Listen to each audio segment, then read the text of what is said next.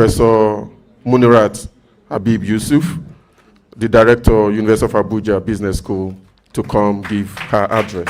Thank you. Thank you.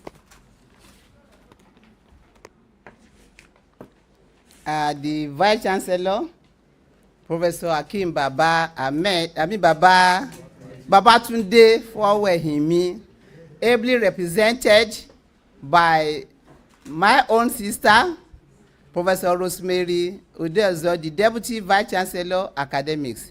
In fact, until this morning, around 7 a.m., when I called the Vice Chancellor, he still promised to be here because the former minister, is his close friend.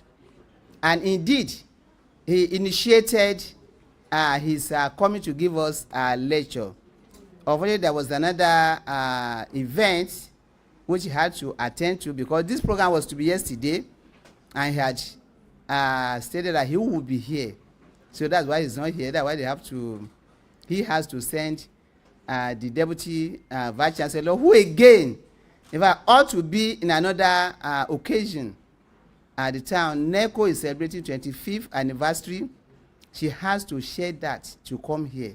That shows the importance of this program to the university management. So I want to appreciate the Vice Chancellor and the Deputy. My brother, our friend, the father of the nation, Alhaji Lai Rauf Muhammad. He has been a very wonderful person, though it was just a few occasions I met him personally. But with this my new appointment as the Director of Business School, we got close and closer. And I found him to be what he has always been described to be, a very humble man, a man who is accessible. You walk into his office, walk into him. He came here the day we talked about. In fact, he called me first. When the Vice Chancellor gave me his number, I called him, now that I was not in the country. Then when the Vice Chancellor told him that I've been calling him, and he on his own called me all the way from the UK, that he was away, but as soon as he's back into the country, he will call. And you can't believe it. As soon as he landed, not up to an hour, he called me that he just landed now into the country and we can discuss from there. And I met him. Minister, sir, the Vice Chancellor said, we need to co-opt you into the program of the University of Abuja Business School because we are now out to reposition the business school, to reorganize, to restructure it. Structures have been laid down. I don't want to create a wrong impression, but we can restructure to make better what we've been having good, and he gladly accepted. And I gave him just a few days' notice. The lecture had been stated for 6th of May. He said, yes, I'll be there. And in fact, he had a program again in Jos from Monday to Tuesday. He called me on his own to say that 6th may not hold, but we can put it on Thursday today. So you can see the humility in him and the passion he has for the business school and even Nigeria. Because there are people like that, of his caliber. In fact, to get into them is a difficult thing. Very, very difficult, that they believe that gap between the upper one and the down should never be closed. So he's a man of the people. He's the voice of Nigeria. And I still believe he's the voice of Nigeria. So he can still speak to us. He can still speak on behalf of the people and into the people. And that's why we have him here today, to give us a lecture on communication, on how to bring a link between the people, the business, and the government. So please help me appreciate this wonderful man again.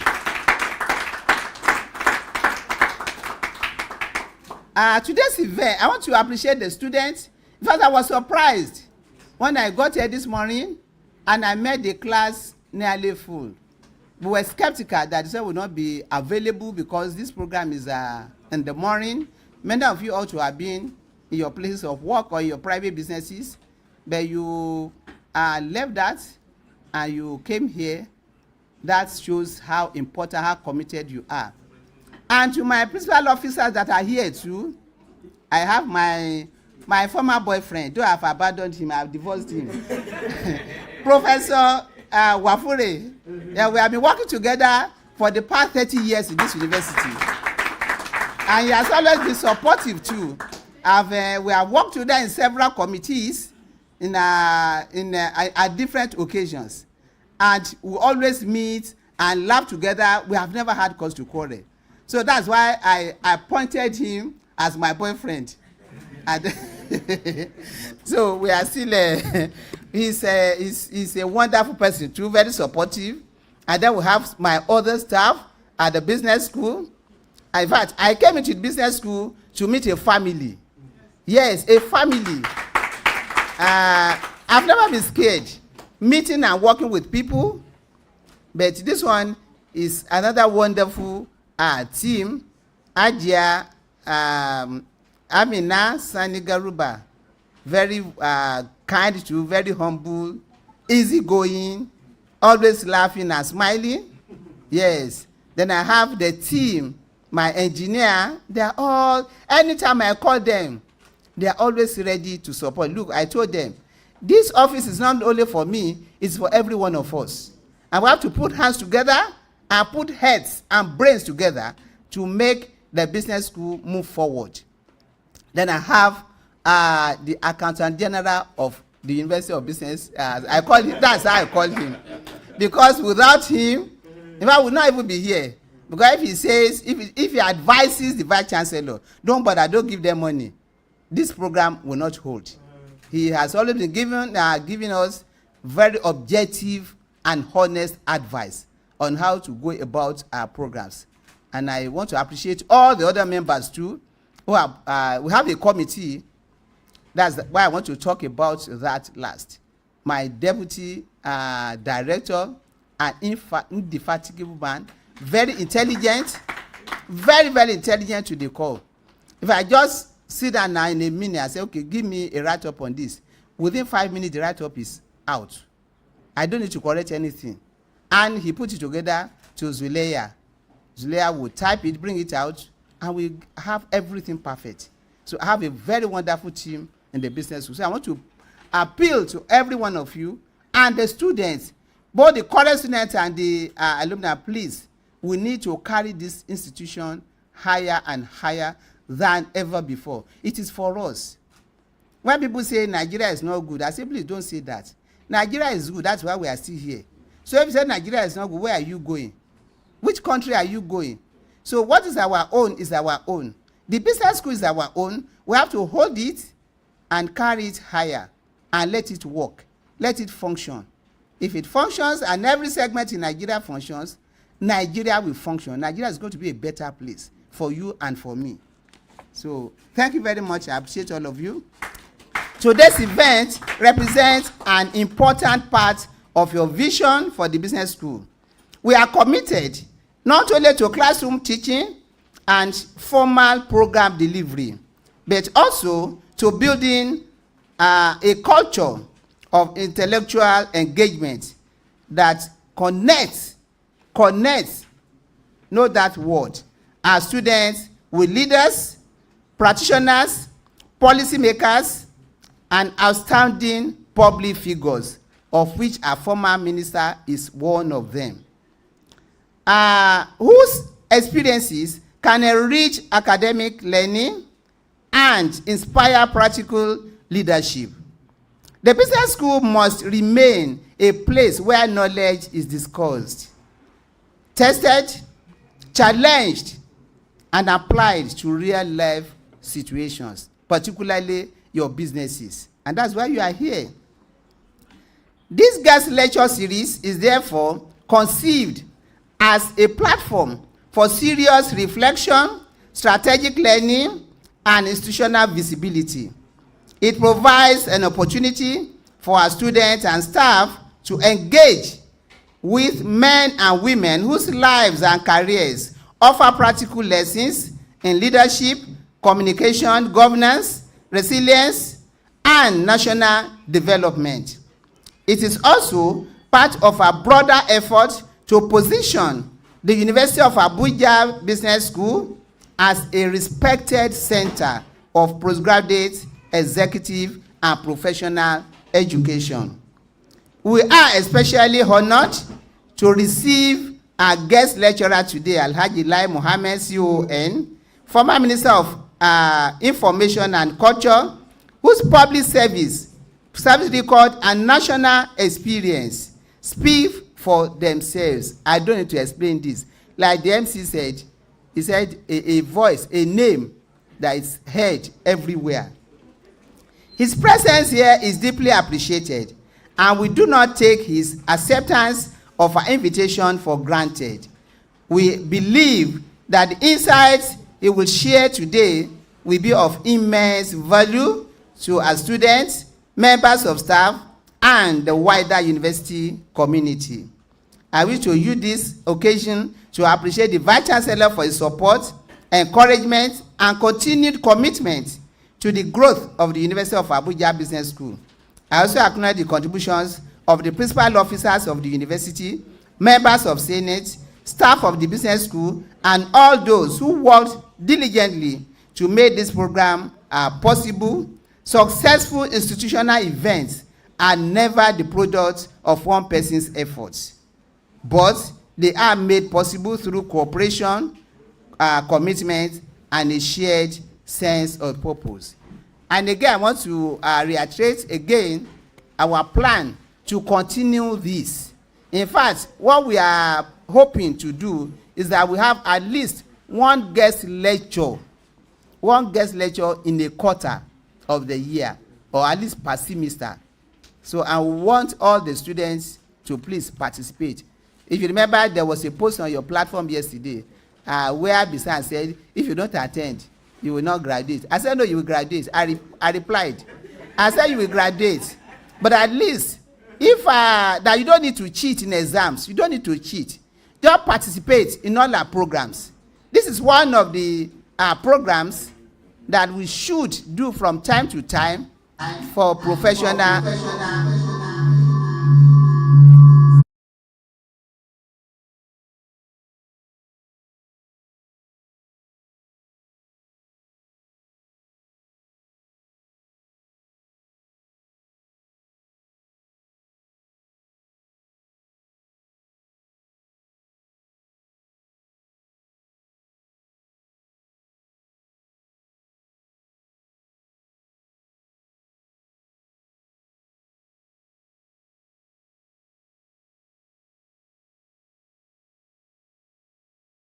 Willing to take part.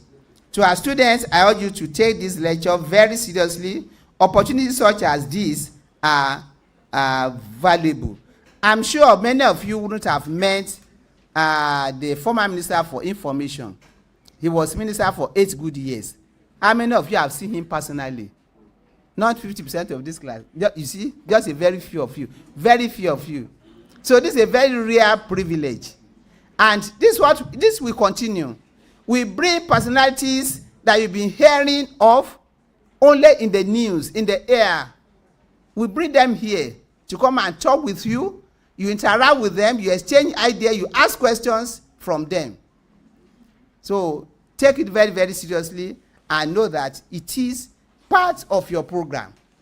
We are going to institute the culture of professional learning in MBA and DBA. We have started, so I don't go to relent in this and in other ones. Yes, the University of Abuja Business School will continue to pursue programs and initiatives of this sort. So we are not going to relent, like I said. So once again, I welcome our guest lecturer, our distinguished guest staff, students. And I think you will all be attentive enough to take questions And you have the opportunity to ask him anything, whether on his lecture today or his previous contributions to national development. All these will assist your private businesses. And so I wish you a very wonderful and fruitful deliberation in this class. So you're welcome to the program. Thank you very much, ma'am. Please, you can do better than that for Professor. Of course, like I told you, that it promises to be a very sumptuous, delicious, thick coffee. And we are beginning to see it, isn't it? Please let me appreciate Prof once again.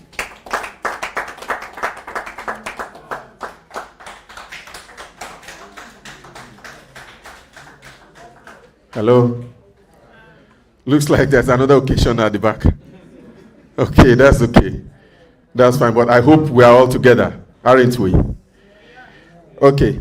I told you the other time that we're actually trying to put a few things. I can see that the crew we're expecting have come.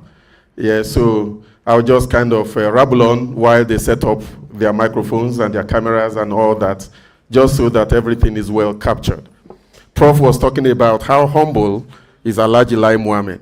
And I have actually been a personal, I've encountered Alhaji, on a personal level.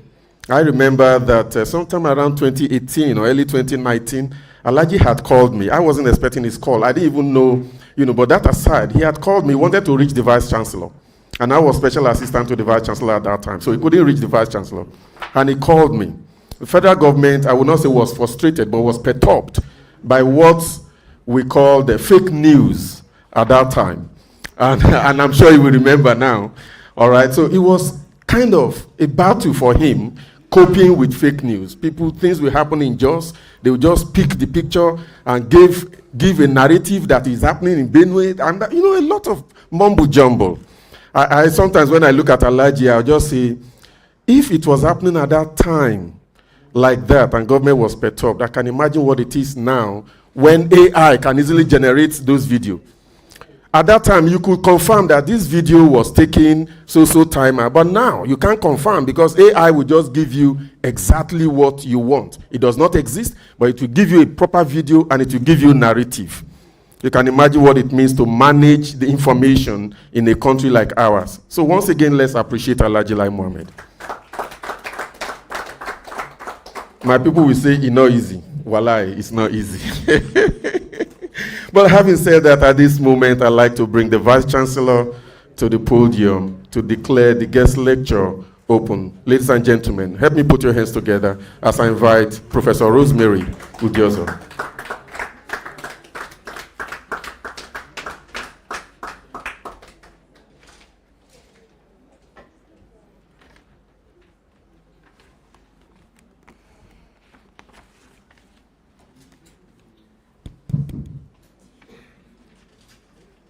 Good morning to you all.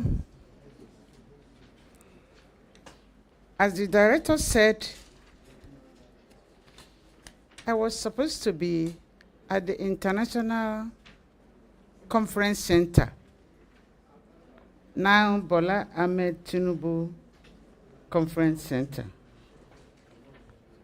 because NECO invited University of Abuja to its 25th anniversary. As I was seated, my body was solely there, but my mind was here. For some reasons, it is not always easy to have the caliber of a man, the personality, the intellectual giant, and a specialist, a professional in public governance, such as Alhaji Lai Mohammed, the former Minister of Information in Nigeria. Alaju, you are welcome. I am a professor of administration. I have been a professor for 17 years, teaching administration and management. And you know very well, leadership is core in every administrative discourse. But I tell you, when you meet people such as the personality in our midst today, you cannot look elsewhere. You must come to listen to him, so that you see a blend, an intermarriage between theory and practice. And that's why I'm here. When the director invited me as a deputy vice chancellor, that was the invitation I got. I was prepared on my own. It was yesterday I told the vice chancellor, I will not be on campus today. He was surprised. I said, sir, because I will be going to University of Abuja Business School. I want to go and listen to Alhaji Mohammed. I want to hear him speak. Because any day he's speaking, your paper and your biro in your hands, your eyes, and your intellectual mindset focused on him, you will learn a lot. The director of University of Abuja Business School, thank you for inviting me. The vice chancellor was to be here by himself. Professor Hakim Babatunde Fawemi, but he received a call that a minister will be visiting the university today. You know, we are at the center. We receive a lot of visitors, almost on daily basis. Anybody who comes to Abuja will want to touch University of Abuja. And that's why we've been saying University of Abuja must answer its name. Here, the Vice Chancellor asked me to welcome all of you. So I stand to present his opening remarks to this event. The Director of University of Abuja Business School, distinguished principal officers of the university, esteemed members of Senate, deans, directors, academic and administrative staff, our highly respected guest lecturer, Alhaji Mohammed, distinguished guests, dear students, ladies and gentlemen, I am greatly delighted to welcome you all to this important guest lecture series of the University of Abuja Business School. Today's event is significant for so many reasons. First, it reflects the university's continuing commitment to creating a vibrant intellectual environment in which our students and staff are not limited to the classroom alone, but are also exposed to the practical wisdom, leadership experiences, and policy insights of accomplished personalities whose public and professional journeys have shaped national discourse.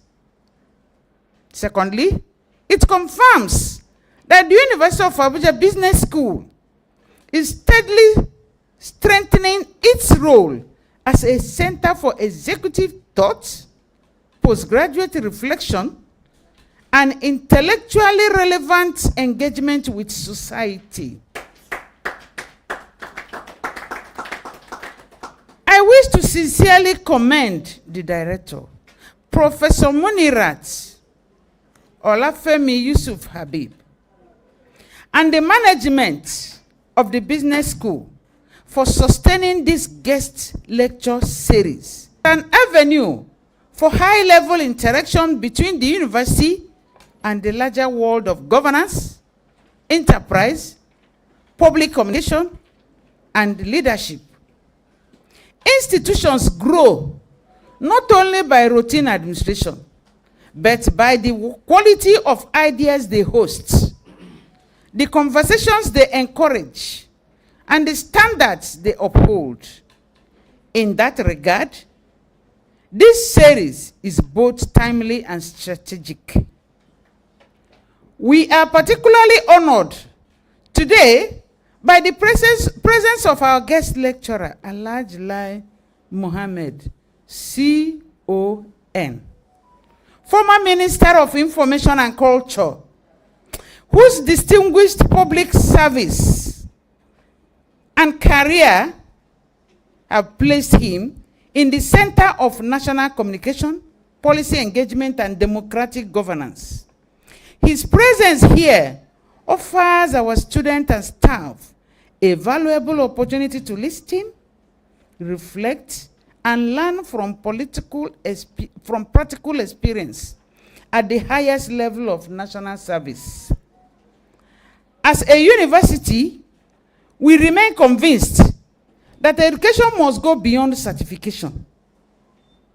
It must develop judgment, deepen understanding, sharpen values, and prepare men and women for service, leadership, and responsible citizenship.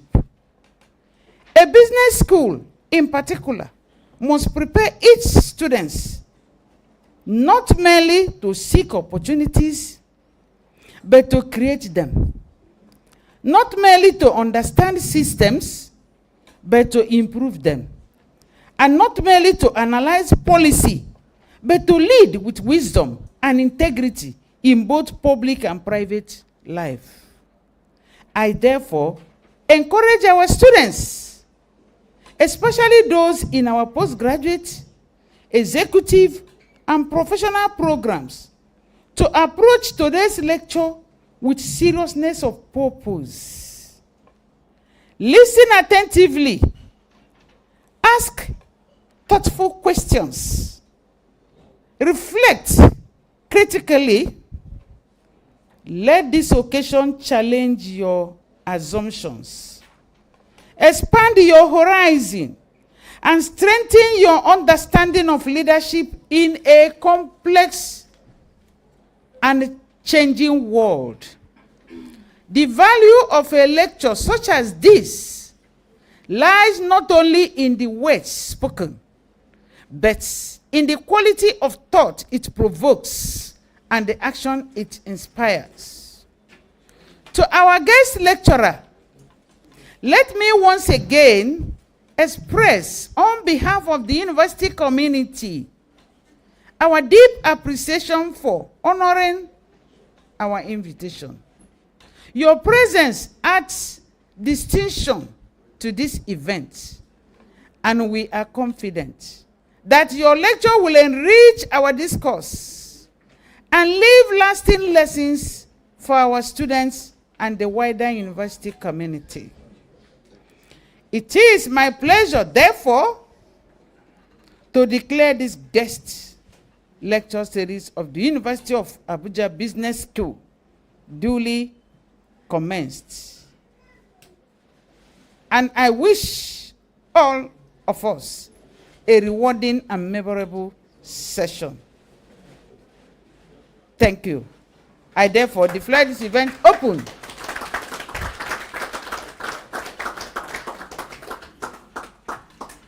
Thank you. Please give Prof. Professorial clap. So that's the best you can do for a professor. Professor, 17 years standing. Prof, we thank you very much for that wonderful opening speech. Please, once again, let's appreciate Professor Odiozo.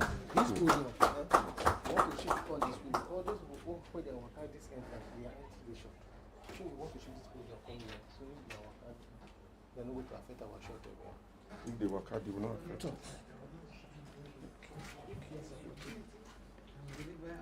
fine by you. Be careful.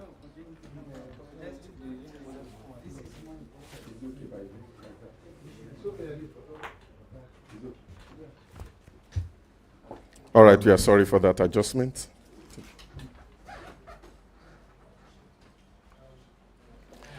All right, we have now come to the crux of today's business.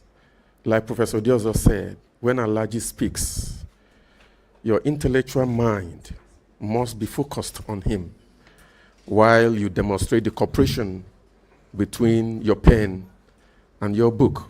And I really want to believe that we are ready for that. Are you ready for that? Yes. Then give me a smile, let me see. I like smiling. I like to see people happy because I'm a happy person. Are you a happy person too? Are you happy people? Are you happy people? All right, that's good. Alhaji sir, may I humbly and most respectfully request that you come take your stand here. Please let me put your hands for him as he comes. Yes, sir. Yes, sir. Thank you. I am to read Alhaji's citation to you, and if you feel impressed at any point of my reading, feel free, very free, to put your hands together. Is that okay? All right. Alhaji Lai Muhammad is an internationally respected statesman, public affairs strategist, and cultural diplomat whose visionary leadership has shaped Nigeria's modern communication landscape for more than 2 decades now.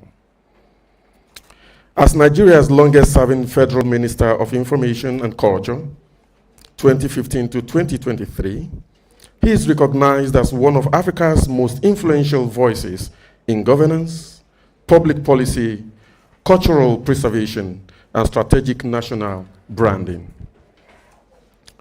A master communicator and formidable political strategist, Alhaji Lai Muhammad redefined government communication through bold reforms, dynamic medial engagement, and a relentless commitment to transparency, national unity, and global cultural diplomacy.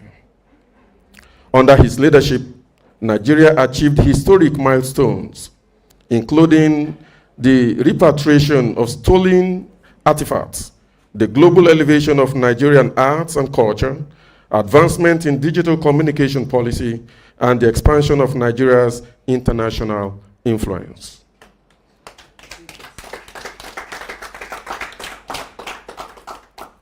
He previously served as the Chief of Staff to the Governor of Lagos State, shaping Lagos' political and developmental trajectory, and as National Publicity Secretary of the Nigeria's leading political movements, ACN and APC, where he became renowned as one of Africa's most articulate public communicators.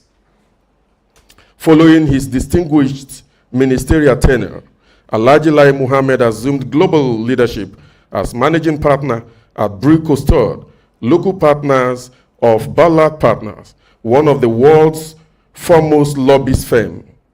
He continues to provide critical counsel on public policy, international relations, cultural strategy, and global communications.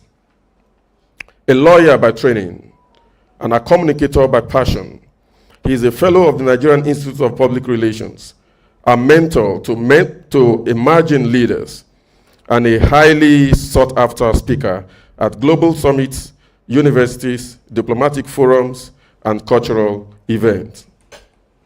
Renowned for his clarity, conviction, and commitment to national progress, Alhaji Lai Muhammad continues to inspire leaders across Africa and beyond.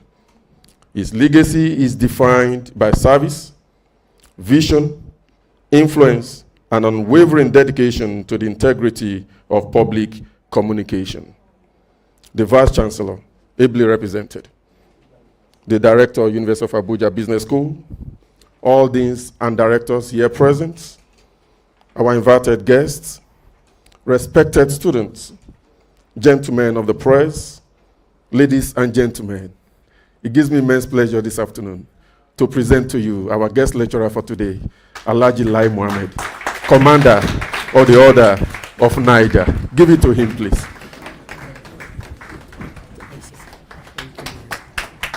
Thank you very much. Please sit down, please. Thank you very much. Please, you are going to pardon me because I might not get the protocol order very well. So you allow me to please stand on the very expertly established precedent. But of course, I must not fail to recognize a few people, in particular Professor Akim Babatunde Fawayemi, who is an apostle of town and gown. The Deputy Vice Chancellor, Academics, the Director of the Abuja Business School itself, and of course, we have people that I know very well, like Professor Isa Abdrahim, who used to be the director here, if I'm correct, a while ago. I want to please also appreciate Professor Abna. We've been together for a long time. And then there's a young lady here, Lady Irene, David Arinze. I met Lady Irene just yesterday. We were on the same plane back from Jos. I went to Kuru to address the 48 course participants. And then we're on the same plane, and I just informed her I'll be here this morning, and she said she'll be here. Thank you very much, Irene. All the faculty members, I don't know your names, staff, please, I appreciate you. Now, there's a man here who's been trying to hide his face. His name, I think, is one of your students. And please, you have to be very careful with him. He was for 8 years the special assistant to the president on information and attached to my office, and we work directly. That is Mr. Williams Adeleye. And before then, all my years in the trenches as opposition spokesperson, he had always been with me. So he's, I think, an asset to the university because he comes also with a lot of experience. And of course, there's Mr. Muta, who was also the chief press secretary to the minister for 8 years, and is also graciously accepted to be here this morning. I want to thank all members of staff of the Brook Hostel who are here today. Please permit me to go straight to the paper. Good morning, ladies and gentlemen. It is a pleasure, of course, to students, because without you, there will be no occasion here. Please forgive me. Good morning, ladies and gentlemen. It is a pleasure for me to be here in this great institution for the guest lecturer series.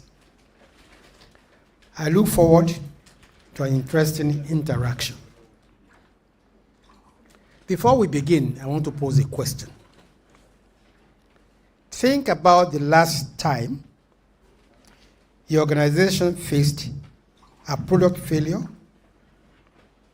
a supplier collapse, a reputational hit, a staff revolt, a bad headline. Think about that moment.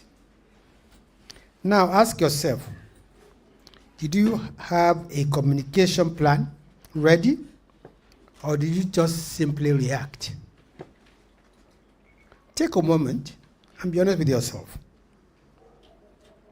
In my experience, most leaders, experienced, intelligent, and well-resourced leaders, react. And there's no shame in that, because crises, by definition, arrive uninvited. But the difference between an organization that emerges from a crisis stronger and one that is consumed by it is rarely about the depth of the crisis itself. It is usually about the quality of the communication response. I've spent the better part of 8 years governing at the intersection of crisis, communication, and public trust.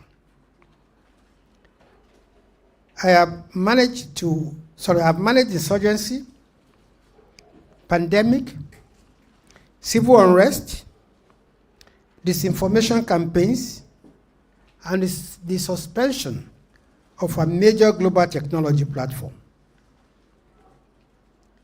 Each of those experiences taught me something that I believe is directly transferable to everyone sitting in this room, regardless of your sector, your industry, or the size of the organization.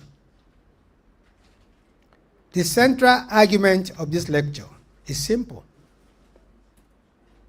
It is that the boardroom and the cabinet room share more challenges than either side would typically admit.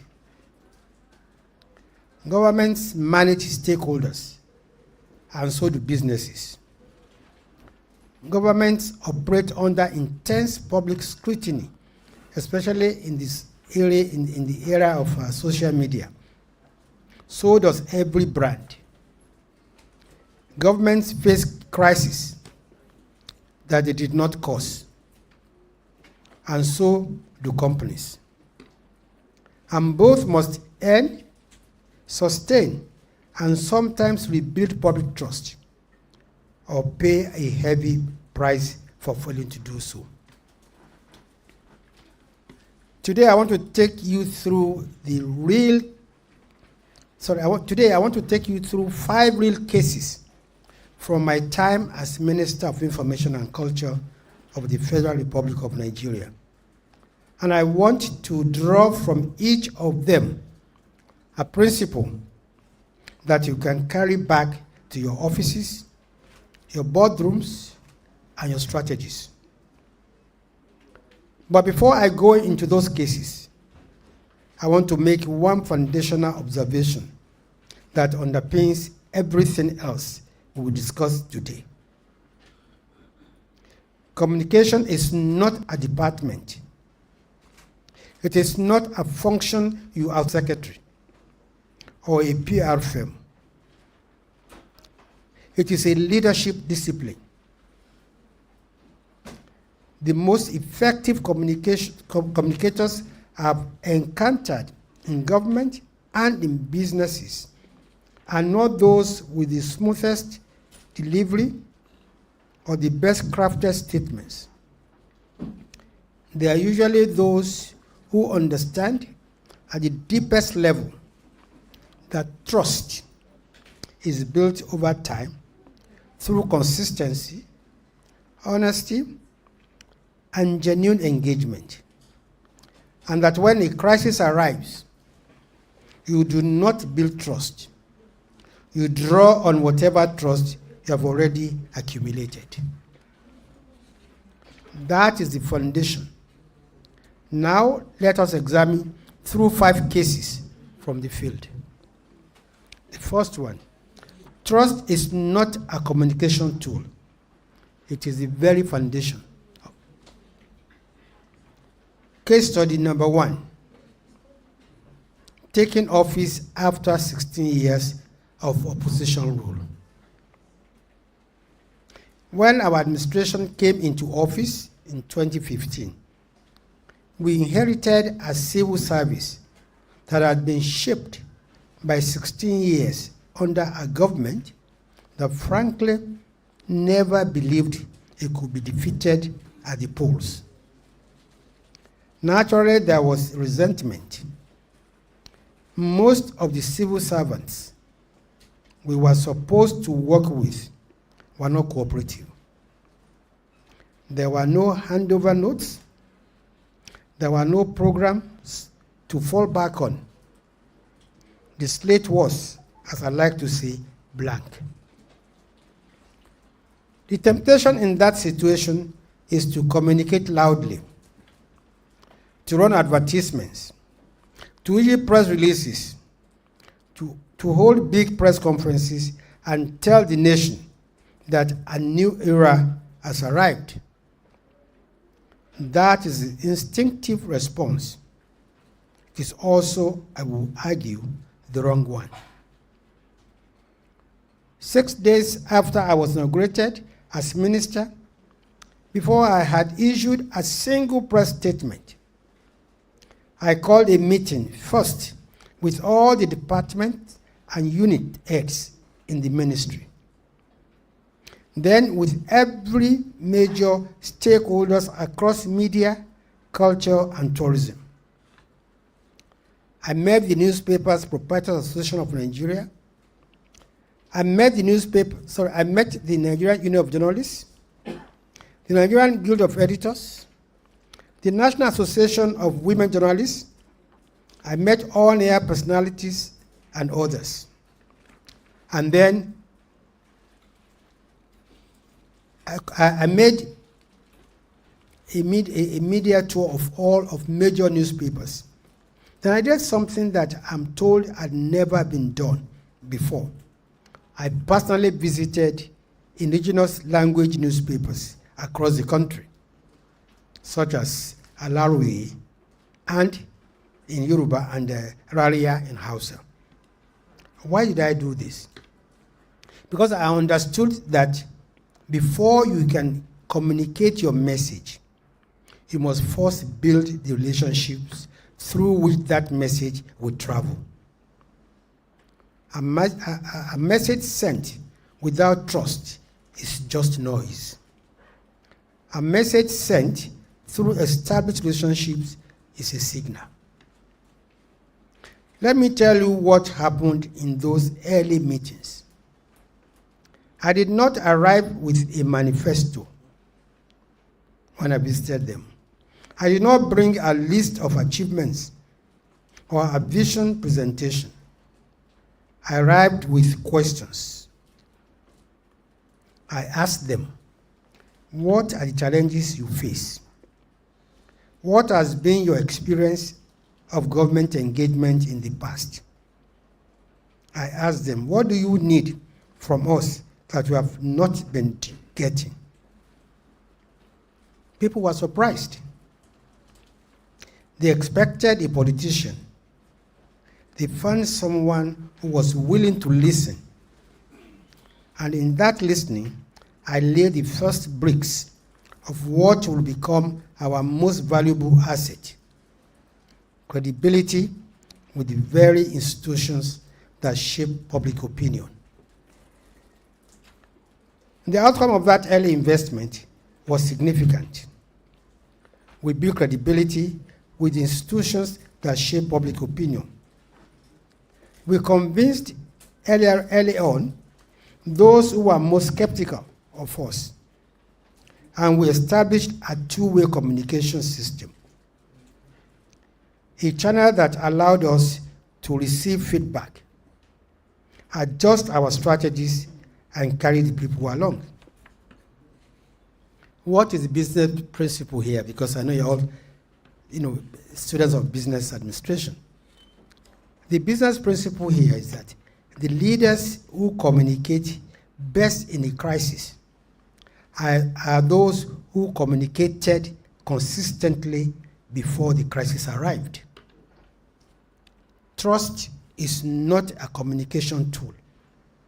It is the infrastructure upon which a communication rests. It is the infrastructure upon which all communication rests. I want you to think about your own organizations. How much time do you invest in building relationships with your key stakeholders, such as your regulators, your media, your communities, and your frontline staff when there's no crisis? How often do you communicate with them?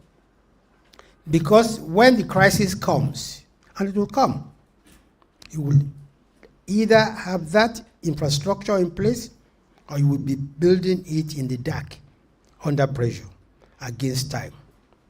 I can assure you from experience that building it under pressure is a very different and very much harder proposition. The second thing I want you to note is the two-way principle. Communication is not broadcasting. It is a conversation.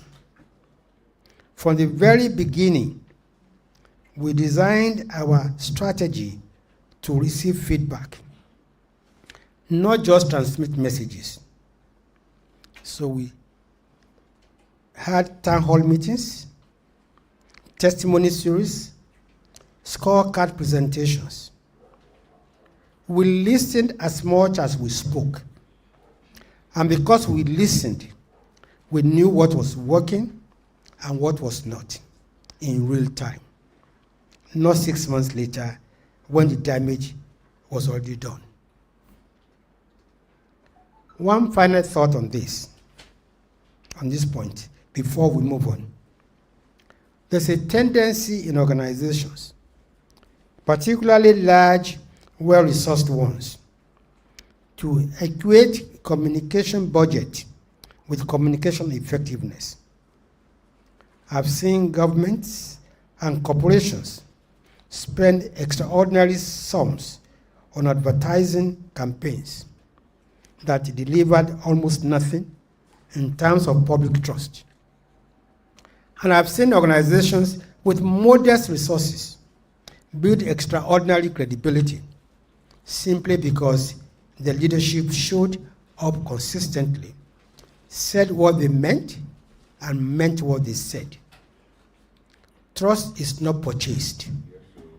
It is earned, one interaction at a time. 2, in a crisis, the narrative is a battlefield. You must win it very early. And the case study here is what I termed a secret journey into Boko Haram territory. Let me tell you about one of the boldest decisions I made in 8 years of government, and one of the most instructive. When our administration came to power, the insurgency in the northeast of Nigeria had been raging for almost 6 years. Our opponents were pushing a very specific narrative that most of the 27 local government areas in Borno State, the epicenter of the insurgency, remained under the control of Boko Haram. That the insurgents continued to keep the territories they captured, where they appointed their own emirs, collected taxes, and flew their flag. That the military had failed, that the government was lying. We knew this narrative was not true. We had intelligence reports. We had the military briefings. But here is the thing about communication that many do not understand. Knowing the truth is not always enough. You must make the truth visible. And issuing statements saying the narrative is wrong is not the same as proving it. So I made a decision with my team. I assembled a team of 40 journalists, local and international, government and independent, and organized a secret trip into the liberated Boko Haram territories in Borno State. Most of those journalists did not know where we were going until we arrived at the airport in Abuja. I could not tell them in advance because some might back out and others might compromise the mission, even inadvertently. When we landed in Maiduguri on the 5th of December 2015, aboard a military transport plane, we were escorted by soldiers in armored vehicles with fighter jets overhead because the area was still an active war zone. It was a risk. I want to be honest about that. It was a calculated, deliberate risk, taken because the cost of losing the narrative was deemed to be higher than the risk of the journey. When the journalists returned and filed their stories, complete with photographs, videos, and their own eyewitness testimony, the narrative changed. Not because we told people it had to change, but because the evidence was undeniable. The public started believing us, and something I had not fully anticipated. The military developed enormous confidence in our ability to push the correct narrative. They saw that we were willing to go to where they were. They saw that we were willing to go to where they were fighting and stand behind them publicly. I want to draw your attention to something subtle in that outcome. The journalists who went on that trip became something more than reporters of the story. They became witnesses to it. And witness testimony carries a different kind of weight than official communication. When a journalist who had been skeptical of the government's position, stands in front of a camera and says, "I was there, I saw it with my own eyes," the narrative shift is permanent. No press release, no government advertisement, no ministerial statement could have achieved what those 40 pairs of eyes achieved. And I'm glad to say that at least two of them are here today, Joe Muta and Williams. What is the business principle in this? It is that when your brand or your organization is under reputational attack, counter with evidence, not assertion. Show the factory floor. Open the books. Invite independent observers in. A press trip is worth 10 press releases. Proof is more powerful than position. Now, I know that some of you are thinking, I know what some of you are thinking. You are thinking that, you are saying my organization's crisis is not quite the same as a Boko Haram insurgency. And you are right. The specifics differ, but the principle is identical. When a pharmaceutical company faces claims about the safety of its products, the most powerful response is not a statement from the CEO. It is actually opening the research data. When a bank faces accusations of mismanagement, the most powerful response is not a press release. It has an independently audited set of accounts. And I want to add one more thing. Leaders must make the risk calculation clearly and deliberately. Our trip to Borno State was dangerous, but we weighed the risks against the cost of inaction, and we decided that we had to take that risk. In business, the same calculation applies. Sometimes protecting your narrative requires a bold move that carries risk. The question is not whether the risk exists, it's whether the cost of not taking it is higher. In the case of our trip to Borno, we believe it was, so we went. Case study number 3. When there's no template, you write one. And our example here is Nigeria's COVID-19 communication strategy. COVID-19 arrived with no playbook. The last comparable pandemic, the Spanish flu, had occurred more than 100 years before the COVID-19 pandemic. At the beginning of the pandemic, there were no drugs. There were no vaccines. The only available remedy was what the scientists called non-pharmaceutical intervention, NPI, such as mask wearing, hand hygiene, social distancing, and restrictions on gathering. And to make those interventions effective, you needed behavioral change.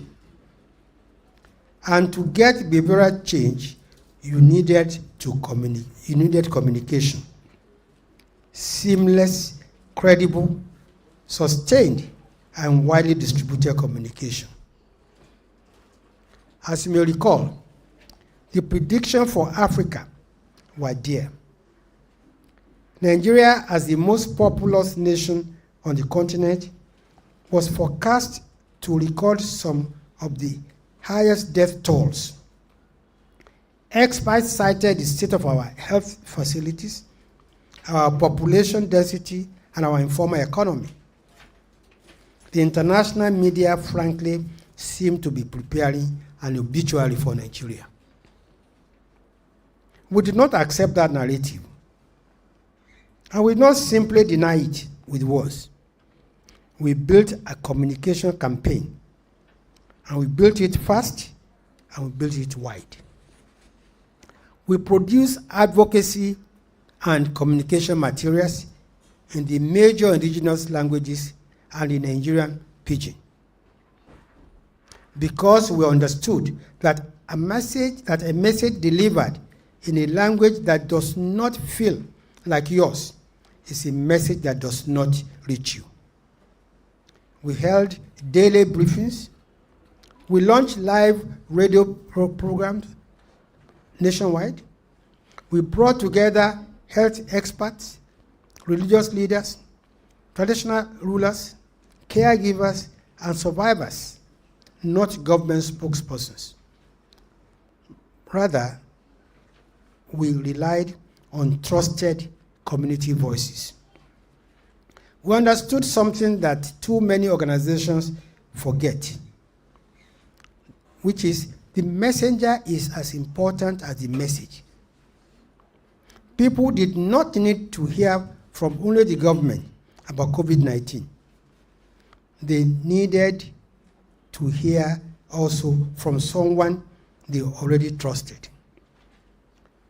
Consider what that means in practice.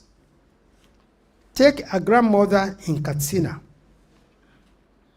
She's not going to change her behavior because a minister in Abuja tells her to wear a mask. But she might change if her local imam, a man she has listened to every Friday for 30 years, explains to her why the mask matters and what the Quran says about preserving life. We understood that, and we built into the architecture of our communication strategy from the beginning. We were not broadcasting to audiences. We were equipping influencers to have conversations. We also ran weekly opinion polls that gave us real-time data on public sentiment and approval. Those polls consistently showed approval ratings of between 97 and 98%. Not because we were perfect, but because we were measuring and adjusting and responding. We actively counter-message misinformation. Remember, there were claims during COVID-19 that COVID-19 was a hoax, that 5G technology caused it, that only elites were affected. So in fact, people told us that plenty of pepper from your system. Would not ignore those claims and hope they would die on their own. We addressed them directly through broadcast regulation and public messaging. The result, at the end of COVID-19, Nigeria recorded 3,155 deaths from COVID-19 against 7.1 million globally, according to the World Health Organization. Nigeria did not die in the droves that had been predicted. What is the business principle? When crisis arrives without a template, your job is to build a template and build it fast. Use trusted bases, not just official ones. Translate your message for every audience. Measure sentiment in real time and adjust without ego.